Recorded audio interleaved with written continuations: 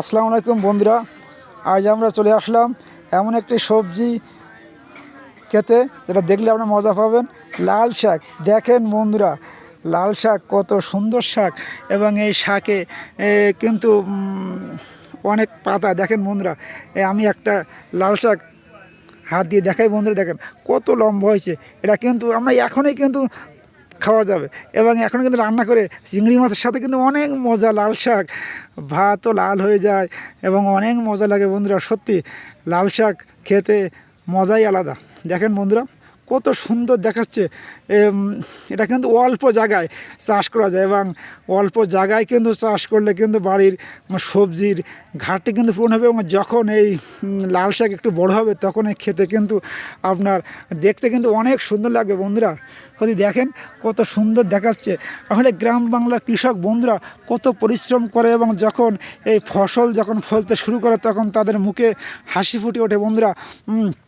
লাল শাক দেখে আমার খুব ভালো লাগছে বন্ধুরা। সত্যি দেখেন, এটা কিন্তু আপনার যদি বাড়িতে সামান্য জায়গা থাকে, সত্যি বন্ধুরা একটু কোদালের কোপ দিয়ে মাটিটা একটু এই দেখেন মাটি একটু ঢিলা করে, একটু মিহি করে, একটু মিহি এইরকম সাইজে মাটি হবে, কোদাল দিয়ে কপিয়ে কপিয়ে এটা কিন্তু লাল শাক এর বীজ বপন করলে কিন্তু অল্প পানি দিলে কিন্তু আমরা এই সবজিটা আমরা চাষ করতে পারি। দেখেন বন্ধুরা, এবং লাল শাকের ভিতরেও কিন্তু আবার বন্ধুরা দেখলাম এই কৃষক বন্ধু আর বেগুনের চারা। দেখেন বন্ধুরা বেগুন, এই বেগুনের চারা। লাল শাক খাওয়া হয়ে যাবে, খাওয়ার পরে কিন্তু বন্ধুরা এই বেগুন কিন্তু হতে শুরু করে। বেগুন কিন্তু একটা খুবই সুন্দর একটা সবজি, এবং বেগুন দিয়ে কিন্তু বিভিন্ন ধরনের মাছ দিয়ে, পার্শে মাছ, ভেটকি মাছ, চিংড়ি মাছ এবং রুই মাছ দিয়েও কিন্তু বেগুন রান্না করা যায়, এবং বেগুন ভাজি মজাই আলাদা। সকালে গরম ভাতের সাথে বেগুন ভাজি খেতে কত না স্বাদ। এবং ইফতারির সময় কিন্তু বন্ধুরা রমজান মাসে বেগুনের চপ কিন্তু মজাই আলাদা।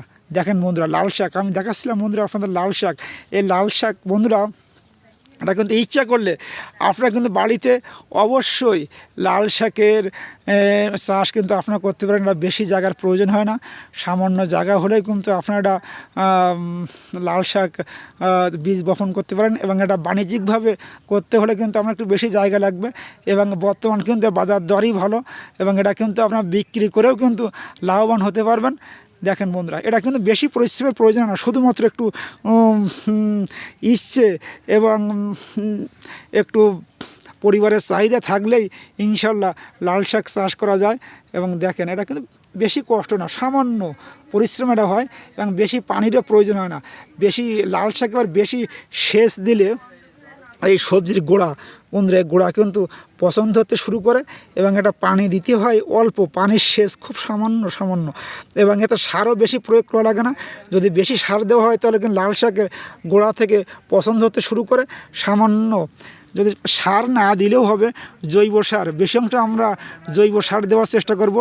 জৈব সারে কিন্তু আপনার কোনো ক্ষতি নেই, কিন্তু ইউরিয়া, টিএসপি, ডিএপি এগুলো দিলে কিন্তু আপনাদের সবজির খেতে কিন্তু অত ভালো লাগবে না। তারপরে বাণিজ্যিকভাবে চাষের জন্য কিন্তু আপনার একটু ইউরিয়া সার দিতেই হবে সামান্য, কিন্তু আপনার পারিবারিকভাবে নিজেদের খাওয়ার জন্য আপনার কম্পোস্ট জাতীয় সার দিলেও হবে, এবং গোবর সার আগে মাটিতে মিশিয়ে হালকা এবং এই বীজটা বপন করা যায়। এবং দেখেন বন্ধুরা, এটা কিন্তু ইচ্ছা করলে আপনার বাড়ির ছাদেও কিন্তু টবে এবং বাড়ির ছাদে পলিথিন বিছিয়ে কিন্তু আপনারা মাটি তুলে কিন্তু এই লাল শাকের বীজ বপন করা যায়। লাল শাকের পাশেই আবার দেখলাম এই কৃষক বন্ধু আবার পালং শাক, সাদা শাক। দেখেন বন্ধুরা, পালং শাকের বীজ বপন করেছে, এবং পালং শাক কিন্তু অনেক মজা, চিংড়ি মাছের সাথে খেতে সকালে অনেক মজা লাগে বন্ধুরা। এখানে বিদায়, সবাই ভালো থাকবেন যে যেখানে আছেন। আমরা আপনাদের জন্য দোয়া করি, আপনারা আমাদের জন্য দোয়া করবেন, এবং এই চ্যানেলটি অবশ্যই সাবস্ক্রাইব করুন প্লিজ। সাবস্ক্রাইব করে আমাদের সাথেই থাকবেন। নতুন ভিডিও পেতে অবশ্যই সাবস্ক্রাইব করুন প্লিজ বন্ধুরা। আসসালামু আলাইকুম।